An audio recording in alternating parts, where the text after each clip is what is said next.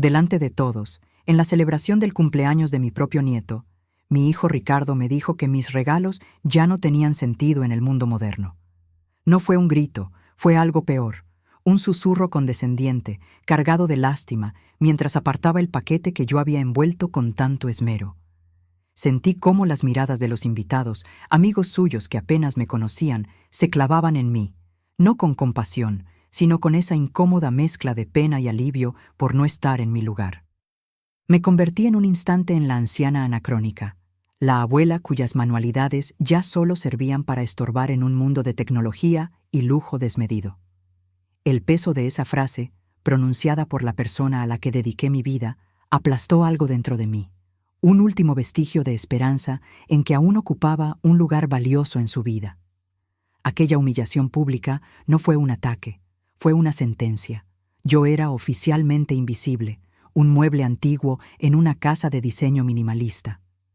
Antes de continuar, comenta desde dónde estás viendo esto. Me encanta saber hasta dónde llega mi voz y cómo nuestras historias se conectan, sin importar la distancia. Saber que hay alguien al otro lado escuchando fortalece nuestra comunidad y nos recuerda que no estamos solos en nuestras batallas. Cada ciudad, cada pueblo, cada rincón del mundo que se suma a esta conversación es un faro de luz que me impulsa a seguir compartiendo. Vuestra presencia, aunque sea virtual, se siente como un abrazo colectivo, una red de apoyo que nos sostiene en los momentos más difíciles. Así que, por favor, tómate un segundo para escribirme desde dónde me acompañas en este viaje. Es un pequeño gesto que para mí significa el mundo, porque transforma este monólogo en un diálogo de almas que se reconocen y se entienden a pesar de los kilómetros que nos separan. La caja de regalo que sostenía en mi regazo parecía encogerse a cada minuto que pasaba, perdiendo su valor y su significado en aquel entorno opulento. Había dedicado semanas enteras a bordar a mano un juego de sábanas para Lucas, mi nieto, con los personajes de sus cuentos favoritos. Cada puntada era un recuerdo, una historia, un trozo de mi amor materializado en hilo y tela. Recordaba las noches en vela, con la espalda dolorida pero el corazón lleno, imaginando su sonrisa al ver a sus héroes protegiendo sus sueños. No era un simple objeto, era mi tiempo, mi dedicación, un legado de afecto que el dinero no podía comprar. Pero en aquel salón, lleno de regalos envueltos en papeles brillantes y lazos perfectos, mi modesto paquete se sentía como una reliquia de otro tiempo, una ofrenda de un mundo que ya nadie parecía valorar ni entender en lo más mínimo. Vanessa, mi nuera, se acercó con esa sonrisa forzada que nunca llegaba a sus ojos fríos y calculadores. Cogió el regalo con la punta de los dedos, como si estuviera manipulando algo sucio o contaminado, y su expresión lo dijo todo antes de que sus labios se movieran. «Vaya, qué tradicional, Elvira», pronunció, arrastrando la palabra tradicional como si fuera un sinónimo de inútil, de obsoleto. El comentario flotó en el aire, cargado de un desdén tan afilado que cortó la atmósfera festiva a mi alrededor. Lo colocó a un lado sin el más mínimo interés, detrás de una montaña de cajas enormes que contenían los últimos dispositivos electrónicos y juguetes importados carísimos. Mi regalo, mi tiempo, mi afecto, todo quedó sepultado y anulado en un único gesto de desprecio, volviéndose invisible para todos, pero especialmente doloroso para mí. Mi hijo Ricardo presenció toda la escena desde el otro lado de la sala. Nuestros ojos se cruzaron por una fracción de segundo, un instante en el que le supliqué con la mirada que dijera algo, que defendiera mi gesto, que validara mi amor. Pero él desvió la vista de inmediato, fingiendo una conversación urgente con otro invitado, dándome la espalda no solo físicamente, sino emocionalmente. Su silencio fue un martillazo en mi corazón, una cobardía que dolió 1000 veces más que las palabras crueles de Vanessa. Era la confirmación definitiva de mi irrelevancia en su vida, la prueba de que su lealtad ya no me pertenecía. Se había aliado con el mundo de su mujer, un mundo de apariencias en el que mi autenticidad no tenía cabida. En ese silencio cómplice, entendí que ya no era su madre, sino un compromiso social que le avergonzaba profundamente. Me senté en un rincón apartado, en una silla incómoda que nadie más quería ocupar, y me convertí en una espectadora silenciosa de la vida que yo misma había ayudado a crear. Observaba las risas, las conversaciones vacías, el tintineo de las copas de champán. Nadie se acercó a hablar conmigo, nadie me preguntó cómo estaba. Era un fantasma en la fiesta de mi propio nieto, una pieza de mobiliario antiguo que no se atrevían a tirar por un vago sentido del deber, pero que ignoraban por completo. ¿Dónde se había perdido todo? ¿En qué momento el amor incondicional que le di a mi hijo se transformó en esta pesada carga para él? Las preguntas retóricas resonaban en mi cabeza sin respuesta, mientras el ruido de la fiesta se convertía en un zumbido lejano y asfixiante. ¿Por qué permití que esto sucediera durante tanto tiempo? Escuché a Vanessa cuchichear con una de sus amigas, lanzando una mirada disimulada en mi dirección. Las palabras llegaron hasta mí como dardos envenenados. Es que no entiende que su tiempo ya pasó. Insiste con estas cositas hechas a mano, como si estuviéramos en los años 50. La risa que siguió a su comentario fue aguda y cruel, una burla que resonó en mis oídos y se instaló en mi pecho como un bloque de hielo. No se trataba del regalo, se trataba de mí, de mi forma de ver el mundo, de mi manera de expresar el cariño. Todo lo que yo representaba era motivo de mofa para ellas. Me sentí despojada de mi dignidad, reducida a una caricatura de abuela anticuada. La vergüenza me quemaba por dentro, pero debajo de ella, una rabia fría y lúcida comenzaba a nacer, una llama que llevaba demasiado tiempo apagada. Más tarde, Lucas, ajeno a todo el drama de los adultos, corrió hacia mí con los ojos brillantes, sosteniendo una tablet de última generación. «Abuela, mira mi regalo. Papá dice que con esto ya no necesito tus cuentos viejos de papel». La inocencia de un niño de 8 años puede ser el vehículo de la crueldad más refinada. Sus palabras, sin duda un eco de lo que había oído de sus padres, fueron la gota que colmó el vaso. No era sobre los libros ni sobre las sábanas. Era sobre borrar sistemáticamente mi influencia, mi legado, mi presencia. Era una campaña para desvalorizarme, para empujarme a un rincón oscuro de sus vidas, esas vidas que yo había construido con noches sin dormir, con sacrificios silenciosos y un amor que ellos ahora consideraban obsoleto. Aquella frase, tan simple y tan devastadora, rompió la última fibra de mi paciencia. Me marché de la fiesta sin despedirme de nadie. Estaba segura de que no notarían mi ausencia hasta mucho después, si es que llegaban a notarla. En la soledad del coche, las lágrimas que había contenido durante horas finalmente rodaron por mis mejillas, pero no eran lágrimas de tristeza. Eran lágrimas de una claridad dolorosa y cortante, lágrimas de furia y de una resolución que no sabía que poseía. Durante décadas había cumplido mi papel, la madre abnegada, la abuela silenciosa, la viuda discreta. Siempre presente en cumpleaños, navidades y eventos familiares, ocupando una silla que, para ellos, estaba vacía de significado. Siempre aceptando las migajas de atención que me lanzaban, agradecida por no ser completamente olvidada. Pero esa noche, algo se quebró para siempre. Ellos no podían imaginar lo que yo guardaba en silencio. Al llegar a casa, me miré en el espejo del recibidor. La luz tenue apenas revelaba mi rostro, surcado por las arrugas de una vida de entrega y desilusión. Pero en mis ojos ya no había súplica ni dolor. Había una dureza nueva, un brillo metálico que no reconocía. La Elvira sumisa y silenciosa que ellos conocían, la mujer que aguantaba humillaciones con una sonrisa triste, había muerto en aquel salón de fiestas. En su lugar, de las cenizas de esa humillación, nacía otra mujer, una que por fin había entendido las reglas de su juego cínico y superficial. Y en ese preciso instante, mientras el eco de sus risas todavía resonaba en mi mente, decidí que el juego había cambiado. Y a partir de ahora, sería yo quien dictara las reglas. Las semanas que siguieron a la fiesta estuvieron marcadas por un silencio deliberado y estratégico. Dejé de llamar. Dejé de enviar mensajes preguntando por mi nieto. Creé un vacío, un espacio que antes llenaba con mi insistencia y mi afecto no correspondido. Ricardo llamó una sola vez, claramente por obligación, con una voz que denotaba prisa y un ligero tono de culpa. Me preguntó si estaba bien, y yo respondí con monosílabos, con una frialdad que lo descolocó por completo. No le di explicaciones, no me quejé, simplemente le ofrecí una indiferencia pulcra y distante. Noté su alivio cuando pudo colgar el teléfono rápidamente, liberado de una tarea incómoda. No sabía que ese silencio que tanto le convenía era el lienzo sobre el que yo estaba empezando a pintar mi obra maestra, una que cambiaría sus vidas para siempre. Mal sabían ellos la tormenta que se estaba gestando detrás de mi aparente calma. Aproveché esa soledad autoimpuesta para hacer algo que llevaba años posponiendo: organizar el despacho de mi difunto marido, Alberto. Era una tarea demasiado dolorosa. Cada papel, cada libro, era un recordatorio punzante de su ausencia. Sin embargo, ahora sentía una necesidad imperiosa de revisitar nuestro pasado, no con nostalgia, sino buscando la fuerza que necesitaba para construir mi futuro.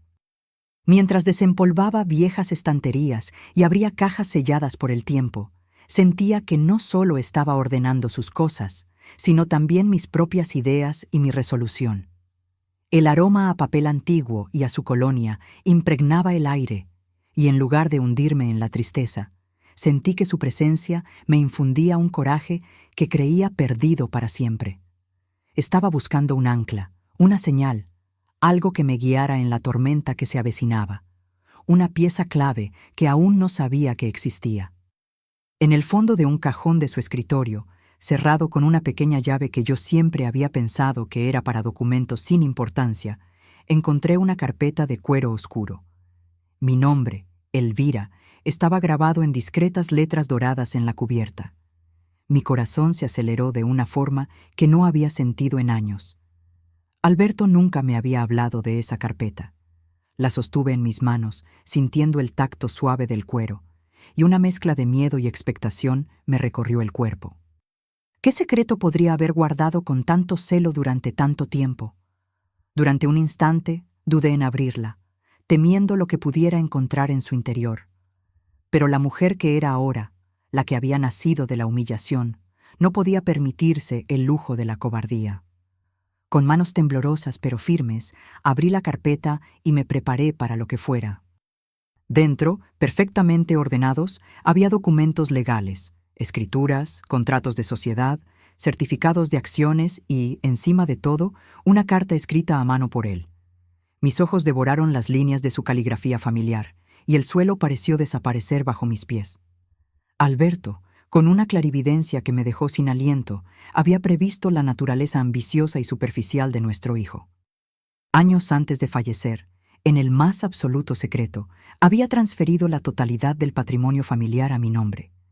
La empresa que Ricardo presidía con tanta arrogancia, la lujosa casa donde él y Vanessa daban sus fiestas para impresionar a la alta sociedad, los apartamentos en la costa, las inversiones, todo, absolutamente todo, era legalmente mío. Yo era la única propietaria, la verdadera matriarca, y ellos vivían una farsa sin siquiera imaginarlo. La carta de Alberto era un testamento de su amor y su confianza en mí, una prueba de que él siempre me había visto como la mujer fuerte que yo misma había olvidado que era.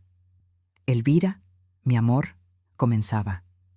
Perdona el secreto, pero conozco el corazón de nuestro hijo y sé que su ambición, alimentada por su mujer, podría destruir todo lo que construimos juntos. Te dejo a ti el control total, no como una carga, sino como un poder. Confío plenamente en tu juicio y en tu corazón. Usa este poder cuando y cómo lo consideres necesario. Eres mucho más fuerte de lo que crees, nunca lo dudes. Las lágrimas que brotaron de mis ojos esta vez no eran de dolor, sino de una gratitud abrumadora y de una fuerza que sentí recorrer cada fibra de mi ser. Alberto no me había dejado sola, me había dejado un arsenal completo. Al día siguiente, con los documentos en mi bolso, concerté una cita con el señor Robles, el viejo abogado de Alberto, un hombre de una discreción y lealtad intachables. Me recibió en su despacho, un lugar solemne lleno de libros encuadernados en piel, con una sonrisa cómplice que me confirmó que él estaba al tanto de todo. La estaba esperando, doña Elvira, dijo con una voz tranquila y respetuosa. Su marido era un hombre muy sabio y, sobre todo, muy previsor. Durante más de una hora, revisó conmigo cada documento, confirmando la validez legal de cada cláusula y la solidez inexpugnable de mi posición. No había fisuras, no había escapatoria. El control era absoluto. Salí de su despacho sintiéndome no solo como la dueña de un patrimonio, sino como la arquitecta de mi propio destino, lista para la batalla. Mi plan comenzó a tomar forma en mi mente, no como un arrebato de ira, sino como una partida de ajedrez. Cada movimiento estaba fríamente calculado. No buscaría una venganza ruidosa y desesperada, llena de gritos y reproches. Eso sería darles el gusto de verme perder el control, de rebajarme a su nivel de vulgaridad. Lo mío sería una ejecución, precisa, pública e inolvidable. Les arrebataría lo que más valoraban, no el dinero en sí, sino el estatus, la apariencia, el respeto de ese círculo social por el que tanto se desvivían. Iba a desmontar su teatro pieza por pieza, delante de su público más selecto, dejándolos desnudos en su codicia y su mediocridad. La humillación que yo había sufrido sería un juego de niños comparada con la que estaba a punto de orquestar para ellos. Como si el destino se hubiera puesto de mi parte, justo esa semana recibí por mensajero una invitación impresa en un papel carísimo, con una caligrafía elegante. Ricardo y Vanessa estaban organizando una gran fiesta benéfica para celebrar lo que habría sido mi 50º aniversario de bodas con Alberto. Un homenaje póstumo, decía la tarjeta, para honrar su legado y celebrar a la mujer que estuvo a su lado. La ironía era tan deliciosa que casi me eché a reír. Pretendían usar la memoria de mi marido y mi imagen de viuda venerable para escalar socialmente, para posar como hijos devotos y generosos ante toda la élite de la ciudad. Sin saberlo, me estaban entregando en bandeja de plata el escenario perfecto, el regalo ideal para mi renacimiento. El telón de su caída lo estaban levantando ellos mismos. Las semanas previas al evento las dediqué a una preparación meticulosa, no solo en el ámbito legal, donde el señor Robles y yo repasamos cada detalle del traspaso de poder, sino también en el personal. Decidí que la mujer que llegaría a esa fiesta no sería ni la sombra de la Elvira que ellos conocían y despreciaban. Vacié mi armario de ropa lúgubre y anticuada y con la ayuda de una asesora de imagen, construí un nuevo guardarropa. Prendas de cortes impecables, colores sobrios pero elegantes, tejidos de calidad. Fui a la peluquería, cambié mi peinado y aprendí a maquillarme de una forma que resaltaba la determinación en mis ojos. Cada día practicaba mi postura frente al espejo, caminando erguida, con la cabeza alta. Estaba forjando mi armadura para la guerra que se avecinaba.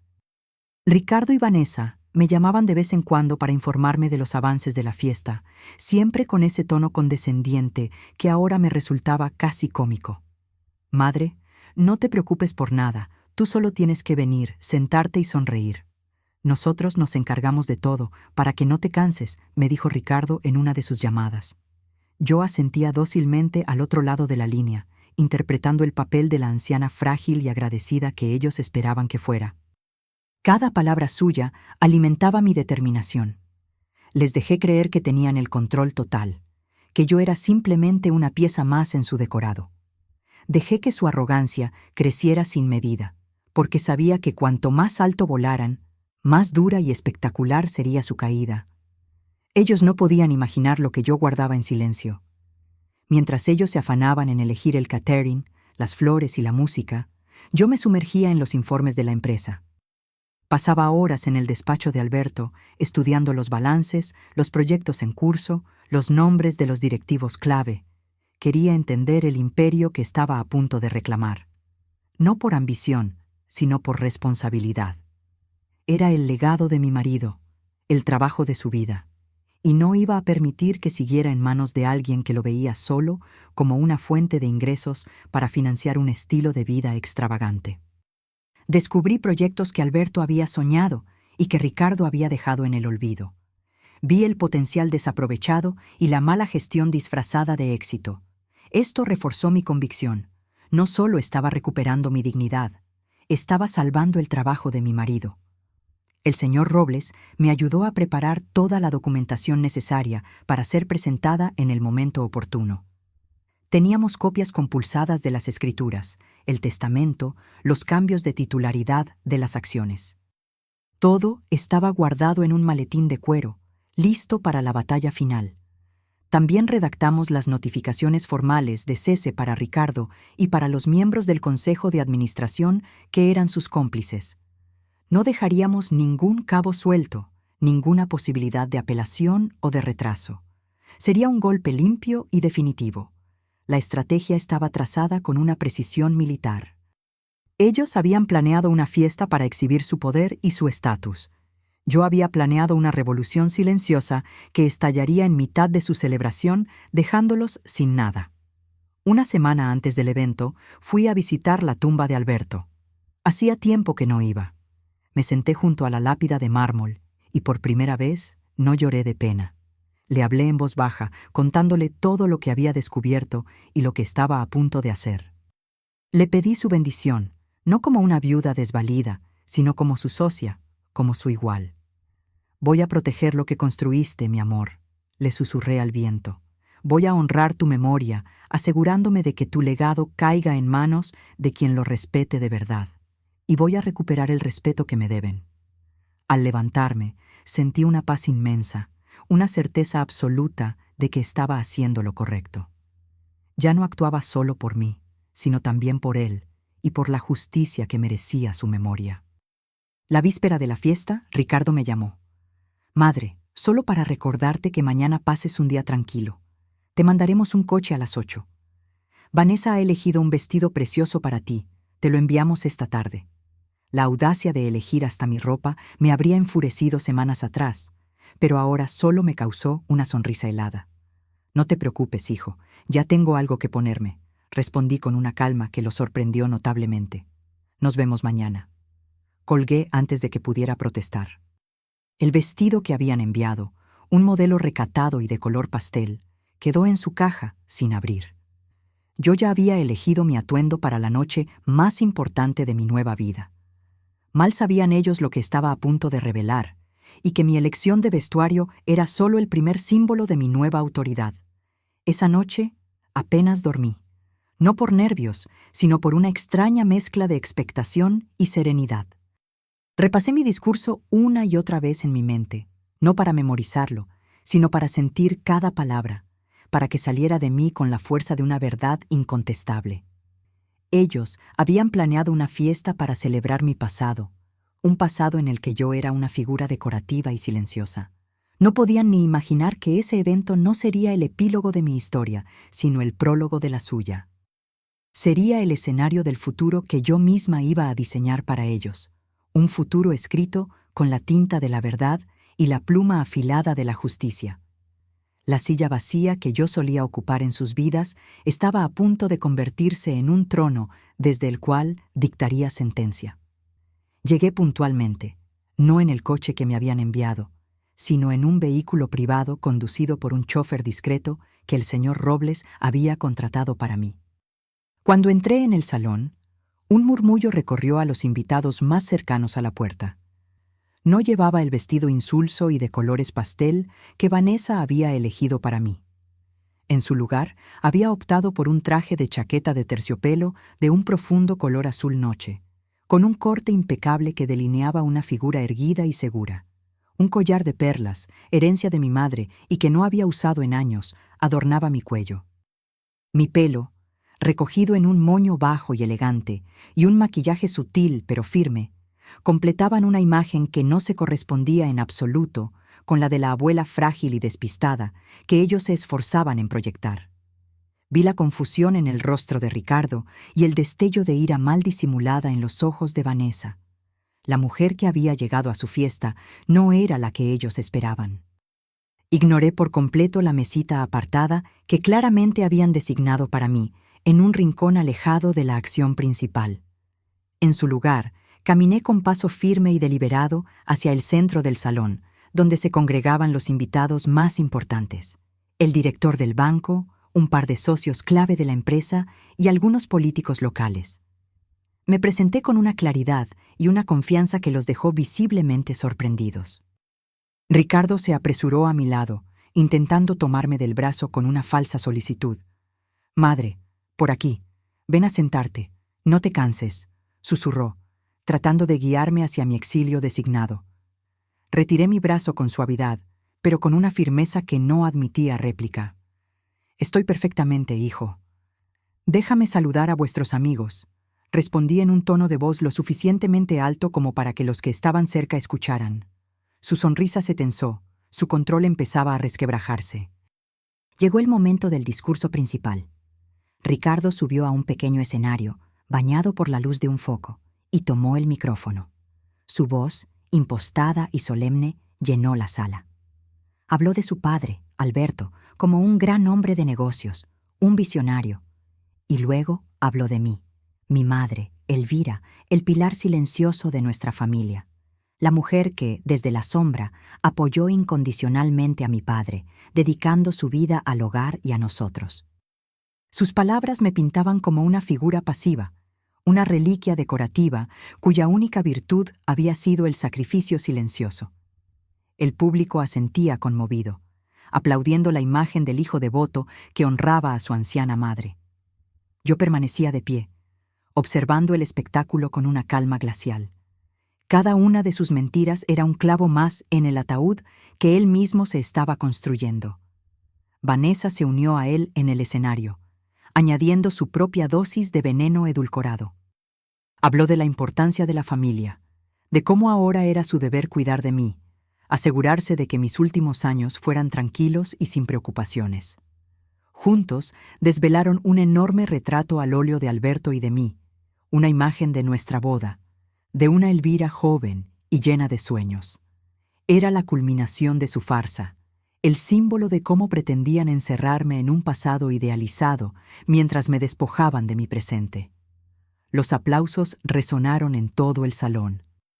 En ese momento, cuando su triunfo parecía absoluto y su imagen pública estaba en su punto más alto, supe que era mi turno.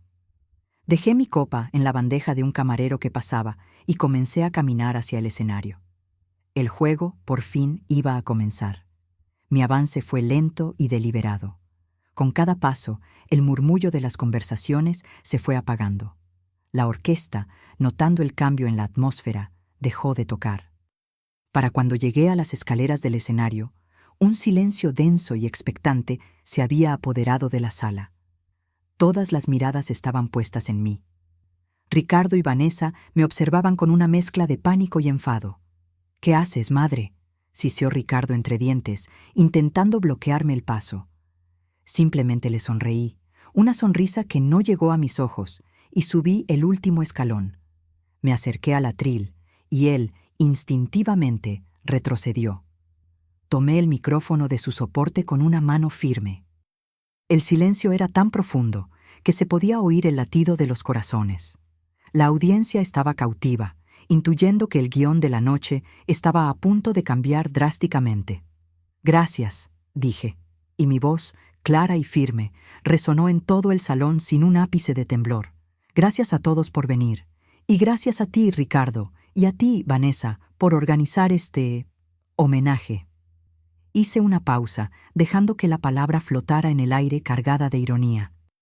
«Es conmovedor ver cuánto os importa el legado de mi marido, un legado que, me temo, no habéis entendido en absoluto. Alberto no era solo un hombre de negocios, era un hombre de principios, un hombre que detestaba la falsedad y la ostentación vacía, un hombre que por encima de todo valoraba la lealtad». La mirada de Vanessa se endureció, mientras que Ricardo empezaba a palidecer bajo las luces del escenario. El público permanecía inmóvil, pendiente de cada una de mis palabras, sintiendo la tensión eléctrica que crecía en el ambiente. Mi marido, continué, mirando directamente a los ojos de mi hijo, era también un hombre increíblemente previsor. Sabía leer a las personas, conocía sus corazones, sus ambiciones y, sobre todo, su codicia. Por eso, antes de marcharse, tomó ciertas precauciones para proteger todo lo que construyó con tanto esfuerzo. Precauciones que hoy, por fin, salen a la luz. La cara de Ricardo era un poema de incredulidad y miedo. Intentó arrebatarme el micrófono, pero yo lo sujeté con fuerza. «Madre, ya has hablado suficiente. Estás cansada. Vamos a sentarnos. Su voz sonaba desesperada. No, Ricardo, le respondí con una frialdad que lo hizo retroceder. No estoy cansada. De hecho, nunca me he sentido más despierta, y la noche no ha hecho más que empezar. El murmullo entre los invitados se convirtió en un zumbido de pura expectación. Mi primera decisión como verdadera guardiana de ese legado, anuncié, es informar a todos los presentes que esta fundación benéfica, el supuesto motivo de esta fiesta, es una completa farsa, una herramienta para vuestro lucimiento personal y vuestras dudosas conexiones sociales. Por ello, he dado instrucciones a mi abogado, el señor Robles, que se encuentra entre nosotros, para que inicie mañana mismo los trámites para su disolución inmediata. Los fondos serán redirigidos a las causas que mi marido apoyó en vida, discretamente y sin buscar el aplauso. Un grito ahogado se escapó de los labios de Vanessa. El director del banco, a quien habían sentado en la mesa de honor, me miraba con una expresión completamente nueva, una de repentino y agudo interés. La primera pieza de su castillo de naipes acababa de caer estrepitosamente. Ricardo, desesperado, intentó desacreditarme. «Mi madre no está bien», dijo al público, con una falsa expresión de pena. «La edad, el dolor, a veces la confunden. Es mejor que la llevemos a descansar». Su intento de pintarme como una anciana senil fue el error definitivo. «No, hijo, no estoy confundida», repliqué con una voz cortante como el hielo. «Y para demostrarlo, tengo conmigo algunos documentos que creo que aclararán la situación para todos». De un elegante maletín de cuero que el señor Robles me entregó al subir al escenario, saqué una carpeta. La abrí lentamente, saboreando el momento. El primer documento que saqué fue una copia compulsada de la escritura de la magnífica casa en la que vivís, la casa desde la que despreciáis a los demás. La sostuve en alto para que todos la vieran. «Esta casa», declaré, «no es vuestra. Alberto la puso a mi nombre en su totalidad hace más de 10 años. Habéis estado viviendo en mi propiedad, bajo mi techo, todo este tiempo, como invitados. Invitados que, lamentablemente, han abusado de mi hospitalidad. Vanessa, el aviso de desalojo os llegará mañana por la mañana. Tenéis 30 días para recoger vuestras pertenencias». Un grito de pura incredulidad y rabia brotó de la garganta de Vanessa. «Es mentira, eres una vieja mentirosa», chilló, perdiendo toda su compostura. El público jadeó al unísono. La máscara de la nuera perfecta se había hecho añicos, revelando el rostro avaro y vulgar que siempre había ocultado. Ricardo estaba paralizado, con el rostro blanco como el papel, incapaz de articular una sola palabra. La humillación pública que tanto temían acababa de comenzar. «Pero eso no es todo», continué, imperturbable, sacando otro fajo de papeles del maletín. «Estos son los certificados de acciones de la empresa. La empresa que tú, Ricardo, presides con tanta arrogancia, creyendo que es tuya por derecho. Pues bien, te equivocas. Mi marido, en su infinita sabiduría, me nombró beneficiaria y propietaria del 90% del capital social. Tú solo posees un simbólico 10%, una concesión para mantener las apariencias. Tu puesto como presidente ha sido, durante todos estos años, un cargo de confianza otorgado por mí, la accionista mayoritaria. Un cargo que, a partir de este preciso instante, queda revocado». El silencio en la sala era sepulcral. Los socios de la empresa se miraban unos a otros, con los ojos desorbitados. El mundo de Ricardo se estaba desmoronando en directo. Y para que no quede ninguna duda, para que nadie pueda atribuir mis acciones a la senilidad o al rencor, continué, sacando el último documento, el más poderoso de todos. Era la carta manuscrita de Alberto. Su caligrafía, tan familiar para mí, parecía brillar bajo las luces. No voy a leerla entera, pues sus palabras de amor me pertenecen solo a mí, pero compartiré con vosotros una frase. Aclaré mi garganta y leí con voz firme y clara. «Te dejo a ti el control total, Elvira, no como una carga, sino como un poder. Confío plenamente en tu juicio. Usa este poder cuando y cómo lo consideres necesario». Cerré la carta y miré a la audiencia. «Hoy, damas y caballeros, he considerado que era absolutamente necesario. La prueba heredada, la voz de mi marido desde la tumba, selló su destino.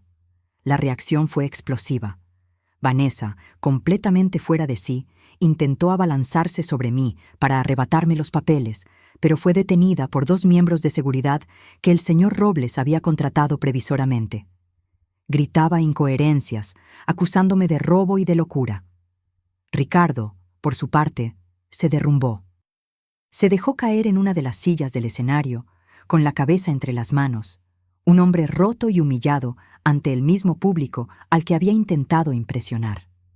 Los invitados ya no cuchicheaban, hablaban abiertamente, señalándolos, sus rostros una mezcla de asombro, desprecio y un morbo indisimulado. Habían venido a una fiesta benéfica y se habían encontrado con el espectáculo más fascinante del año: la caída en directo de una pareja de impostores. El estatus que tanto les había costado construir se disolvió en cuestión de minutos. Yo permanecía en el centro del escenario, observando el caos que había desatado. No sentía alegría, ni siquiera satisfacción. Sentía una extraña calma, la serenidad de la justicia cumplida. Había recuperado mi voz, mi poder y mi dignidad. Me volví hacia el público y anuncié con autoridad: a partir de mañana, la empresa iniciará una nueva etapa bajo una nueva dirección. Una etapa basada en la integridad y el trabajo duro que mi marido siempre defendió. Gracias a todos por su atención. Di media vuelta, ignorando los sollozos de Ricardo y los gritos de Vanessa. Bajé del escenario con la cabeza bien alta, dejando atrás las ruinas de su vida de mentiras. El silencio de la silla vacía se había terminado para siempre. Ahora era el momento de sentarme en el trono que por derecho me pertenecía. Mientras descendía del escenario, el silencio del salón era tan denso que mis pasos resonaban como sentencias. Los invitados se apartaban a mi paso, creando un pasillo humano, sus rostros una mezcla de conmoción, miedo y un respeto recién descubierto. Ya no veían a la anciana inofensiva, sino a la matriarca que había reclamado su trono con una precisión devastadora. Vanessa, sujeta por los guardias de seguridad, seguía gritando injurias, su elegante fachada completamente destrozada, revelando la vulgaridad que siempre había escondido bajo capas de seda y joyas. Ricardo permanecía inmóvil en su silla, un hombre despojado de todo, su arrogancia evaporada, dejando solo el cascarón vacío de un hijo que había apostado por el bando equivocado y lo había perdido todo en una sola noche. No sentí ni una pizca de lástima. Solo la fría y tranquila satisfacción de un balance que, por fin, se había ajustado a la perfección. Ignoré el caos y me dirigí directamente a la mesa donde se sentaban los socios más importantes de la empresa y el director del banco. No me detuve a regodearme en mi victoria. Mi propósito era restaurar el orden, no sembrar el pánico. «Buenas noches, caballeros», dije con una voz serena pero firme que captó su atención de inmediato. Entiendo que lo que han presenciado puede parecer abrupto, pero era necesario para corregir un rumbo que se alejaba peligrosamente de los principios con los que mi marido fundó esta compañía. A partir de mañana, asumiré la presidencia interina. Mi única prioridad es garantizar la estabilidad y devolver a la empresa la integridad que nunca debió perder. Vi el alivio y la admiración en sus ojos. No estaban presenciando un drama familiar, sino una transferencia de poder legítima y necesaria. Aseguré su lealtad no con amenazas, sino con la promesa de un liderazgo competente y honesto.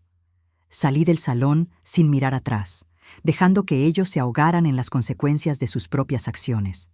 El aire fresco de la noche me recibió como una caricia liberadora, limpiando de mis pulmones el ambiente viciado de falsedad y codicia.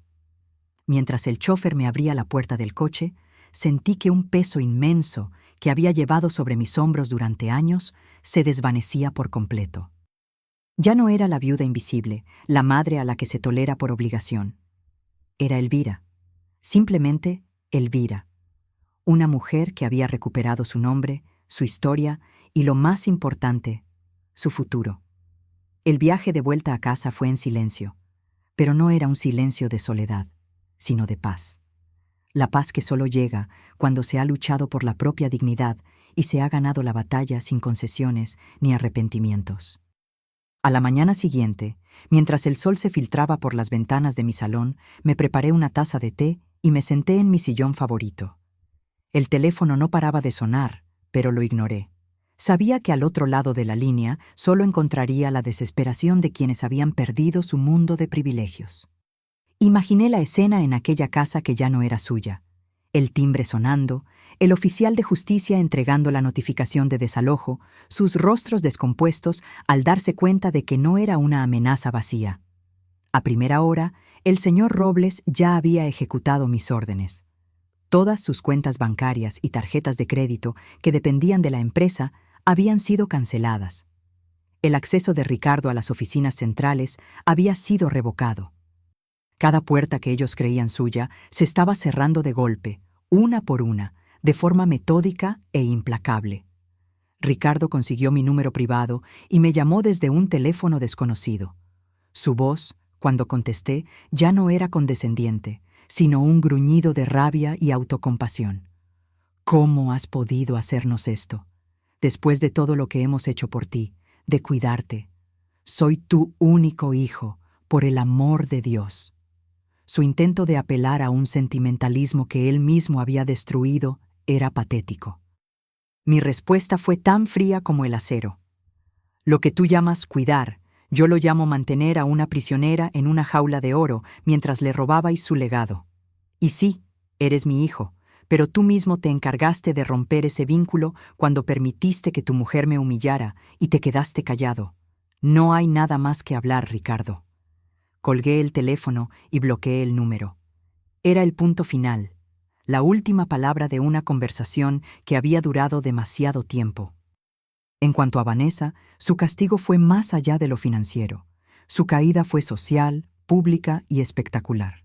Las mismas amigas con las que cuchicheaba sobre mi ropa anticuada ahora eran las primeras en difundir los detalles de su humillación. Las puertas de los clubes exclusivos, de las galas benéficas y de las cenas privadas se le cerraron en la cara. Se convirtió en una paria, en el chismorreo de moda, la mujer que lo tuvo todo y lo perdió por su propia avaricia. El estatus que tanto le había costado construir a base de sonrisas falsas y desprecio velado, se desmoronó como un castillo de arena. Su mayor miedo no era la pobreza, sino la irrelevancia, y yo me había encargado de que se hundiera en ella. La habían despojado de su público, y una actriz sin escenario no es absolutamente nadie en el mundo que ella tanto adoraba. Mi única preocupación era mi nieto, Lucas. Él era una víctima inocente en toda esta guerra. Por eso, una de mis primeras acciones fue crear un fideicomiso a su nombre, depositando en él una suma considerable para garantizar su educación y su futuro.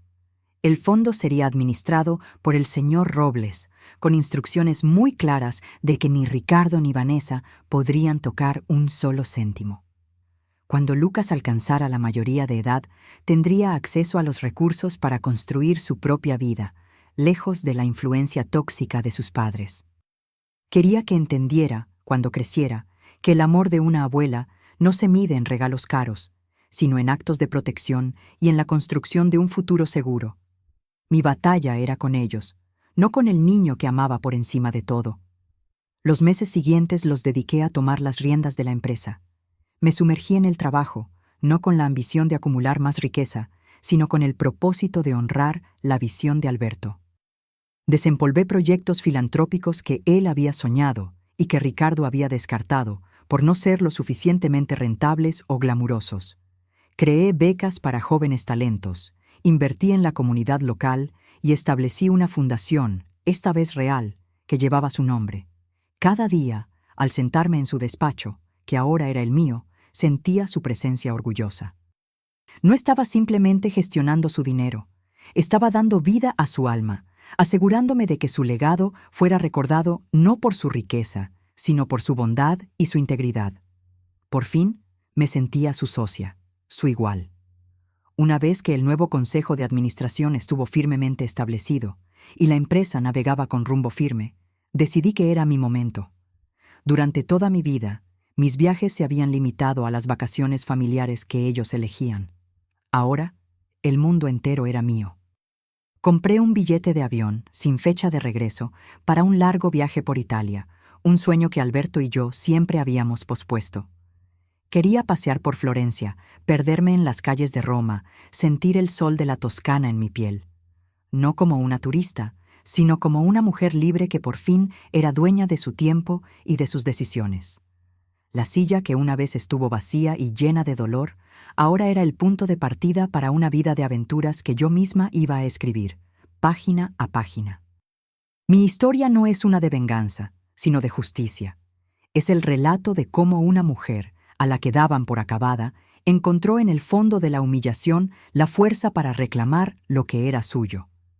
Aprendí que el verdadero poder no reside en el dinero ni en el estatus, sino en el respeto por una misma y en la valentía de poner límites.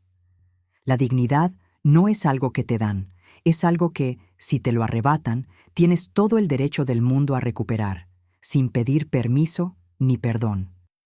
La Elvira silenciosa murió para que la verdadera Elvira pudiera vivir por fin. Y esa, sin duda, ha sido la mayor victoria de todas las que he conseguido en mi larga vida. Si este giro te ha traído alivio, escribe justicia en los comentarios y comparte.